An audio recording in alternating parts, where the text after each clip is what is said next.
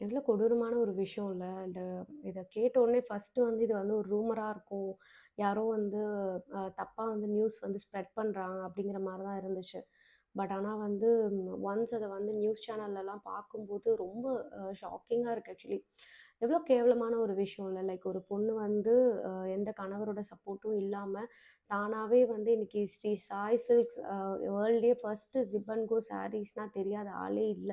So தனக்குன்னு ஒரு இடத்த வந்து அவங்க புடிச்சுக்கிட்டாங்க. ஸோ அப்படி இருக்கும்போது, இந்த நிலைமையில வந்து ஒரு அவங்கள வந்து இந்த மாரி நம்ப வச்சு, திருப்பியும் ஒண்ணு சேர்ற மாரி சேர்ந்து, அவங்கள கொலை பண்றது அப்படிங்கிறது உண்மையிலேயே வந்து லைக் அக்செப்ட்டே பண்ணிக்க முடியல.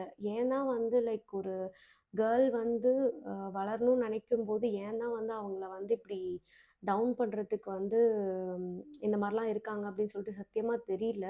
ஸோ இதனால அவங்களுக்கு என்ன கிடைக்குதுன்னும் எனக்கு தெரியல. லைக் அவங்களையும் வந்து அழிச்சுட்டு, தன்னையும் அழிச்சுட்டு, இதனால அவங்களுக்கு என்ன கிடைச்சிற போது? லைக் இன்னைக்கு ஒரு 2 பசங்க அனாதையா நிக்கிறாங்க, தனியா நிக்கிறாங்க. ஸோ உண்மையிலேயே வந்து இத வந்து அக்செப்ட்டே பண்ணிக்க முடியல. Rest in peace. ஸோ இது மட்டும் தான் சொல்ல முடியும். லைக் இதுக்கு மேல சொல்றதுக்கு வார்த்தையே இல்ல. எனக்கு இன்னும் அந்த ஷாக்ல இருந்தே வெளில வரல. பிகாஸ் எனக்கு அவங்கள ரொம்ப பிடிக்கும்.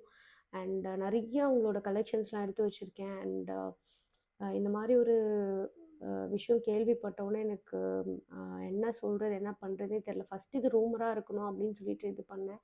பட் ஆனா வந்து இப்போ அஃபிஷியலா கன்ஃபர்மேஷன் குடுத்ததுக்கு அப்புறம் தான் வந்து எனக்கு பயங்கர ஷாக்கிங்கா இருக்கு. ஸோ கண்டிப்பா வந்து ஒரு விஷயத்துல புடிக்கலன்னா வெளில வந்துருங்க. இந்த மாரி வந்து ஒரு வளர்ச்சிய புடிக்காம, யாரோட உயிரையும் வந்து இந்த மாதிரி வந்து துச்சமா நினைக்காதீங்க. அவ்வளோதான் சொல்ல முடியும். இதுக்கு மேல சொல்றதுக்கு வார்த்தையே இல்ல.